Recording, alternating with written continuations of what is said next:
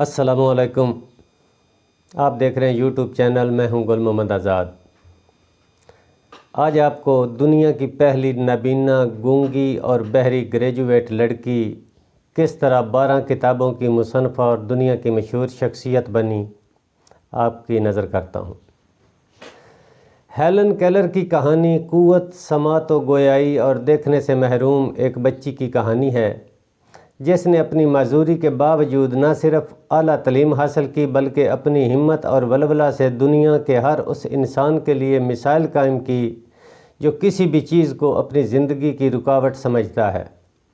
یہ اس عظیم مصنفہ کی کہانی ہے جس نے نابینا ہونے کے باوجود اس دنیا کو دیکھا، بغیر سماعت کے سنا اور قوت گویائی کے بغیر پوری دنیا میں اپنا پیغام پہنچایا۔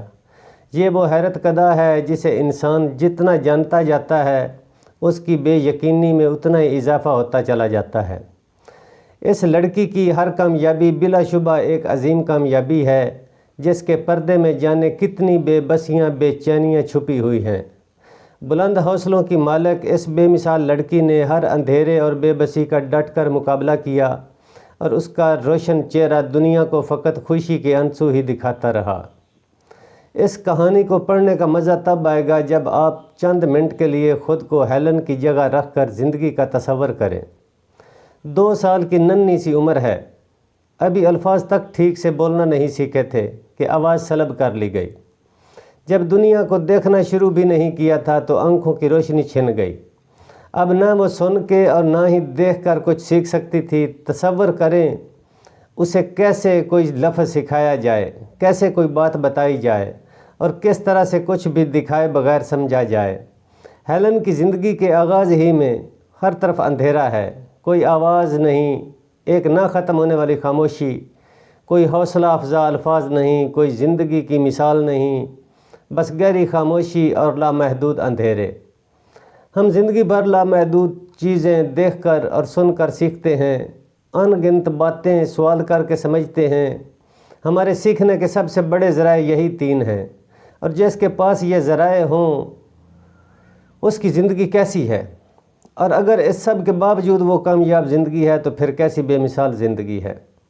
27 جون 1880 کو امریکی ریاست البات کے قصبے میں پیدا ہونے والی ہیلن کیلر بھی عام بچوں کی طرح نارمل تھی، لیکن 19 ماہ کی عمر میں ایک خوفناک بیماری کے باعث نہ صرف نابینا بلکہ قوت سماعت اور گویائی سے بھی محروم ہو گئی۔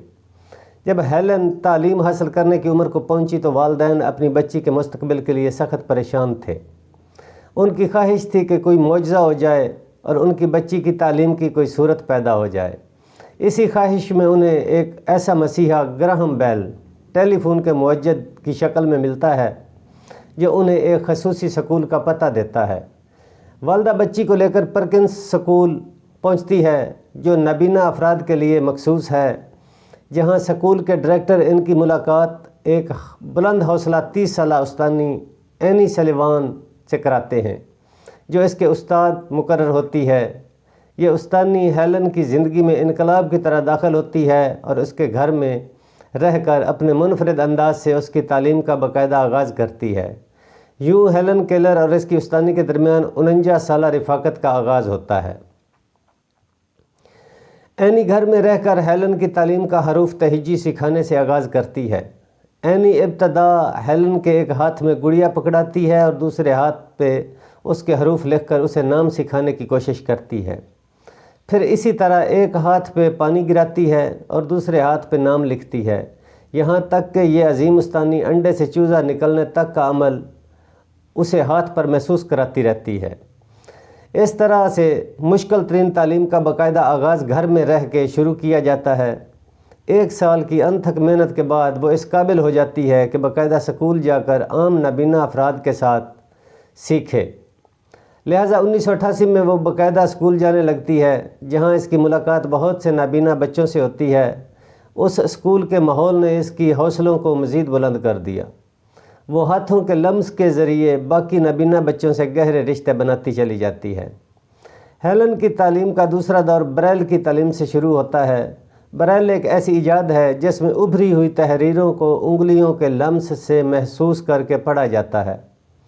اسی طرح بریل پر پین سے نکات بنا کر نابینا افراد لکھتے بھی ہیں۔ ہیلن کے لیے بریل بہت مددگار ثابت ہوئی۔ اس کی مدد سے ہیلن نے پڑھنا لکھنا سیکھا اور باقاعدہ خطوط لکھنے شروع کیے۔ ہیلن کے خطوط ہی سے سب کو اس کی غیر معمولی صلاحیتوں کا اندازہ ہونے لگا۔ 1990 میں اس کی عظیم ٹیچر اینی نے ہیلن کو کچھ مخصوص مشقیں کروانی شروع کر دیں، جن کی وجہ سے ہیلن انگریزی کے حروف تہجی کے مختلف الفاظ کی آوازیں نکالنے لگی، لیکن یہ اتنی دھیمی ہوتی تھی کہ صرف اینی ہی سمجھ پاتی تھی۔ ہیلن دوسروں سے بات چیت کے لیے لوگوں کے ہونٹوں پر اپنی انگلیاں رکھ کر بولنا سیکھی۔ اس کے چھونے کی حس اس میں مددگار ثابت ہوئی۔ اس نے بریل کے بعد رفتہ رفتہ اشاروں کی زبان بھی سیکھ لی۔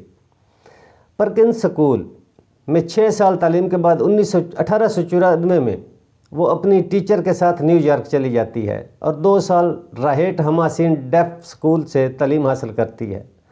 1900 میں ہیلن نے یونانی، لاطینی اور جرمن زبانوں کے ساتھ الجبرا اور جیومیٹری کے امتحان پاس کیے۔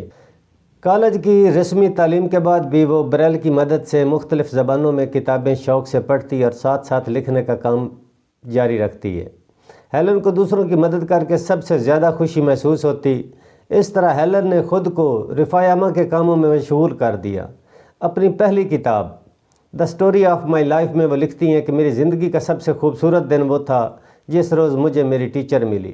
وہ کہتی ہے کہ اپنی اس ٹیچر سے میں نے سیکھا ہے کہ پرندے، پھول اور میں خوشی کے ساتھی ہیں۔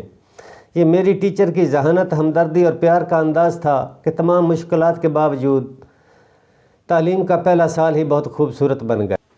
ہیلن کیلر نے اپنی زندگی کے آخری سال بھی نابینا افراد کی تنظیم American foundation for the blind کے لیے عطیات جمع کرنے میں گزارے۔ انہوں نے 88 سال کی طویل عمر پائی اور 1968 میں اپنے گھر میں سوتے ہوئے وفات پائی۔ ہیلن کیلر کی کہانی ہمیں یہ پیغام دیتی ہے کہ زندگی میں چاہے کچھ بھی ہو جائے، کیسی بھی مشکل کیوں نہ آ جائے، اگر آپ بلند ہمت اور مستقل مزاج ہیں تو چاہے آپ میں لاکھ کمی ہو، زندگی میں آگے بڑھنے سے، کامیاب ہونے سے آپ کو کوئی نہیں روک سکتا۔ انہوں نے اپنی زندگی پر تفصیلاً کتاب the story of my life اسی لیے لکھی کہ لوگ جان سکیں کہ وہ معذوریوں کی وجہ سے کن کن مشکلات سے وہ دوچار ہوئیں، وہ کس طرح ہر میدان میں سرخرو ہوتی چلی گئی۔ وہ نابینا، بہرے، گونگے افراد کے لیے ایک عظیم مثال بنی اور انہوں نے ثابت کر کے دکھایا کہ وہ بھی عام لوگوں کی طرح زندگی کے ہر میدان میں کامیاب ہو سکتی ہیں۔ آئیے عہد کریں اپنی میسر نعمتوں کے شکر ادا کرنے کا اور انہیں بھرپور استعمال کر کے زندگی میں کچھ کر گزرنے کا، نہ صرف اپنے لیے بلکہ پوری دنیا کے لیے۔ آئیے آج ہی سے کچھ ایسے کاموں کا آغاز کریں جو دوسروں کی کامیابی کے لیے ہوں، دوسروں کی فلاح کے لیے ہوں۔ آگے بڑھیے، اس وطن کی مٹی کے ابھی بہت قرض باقی ہیں۔ دنیا میں روشنیاں پھیلانے کے لیے آنکھوں سے زیادہ دماغ کی روشنی ضروری ہے۔ اللہ حافظ۔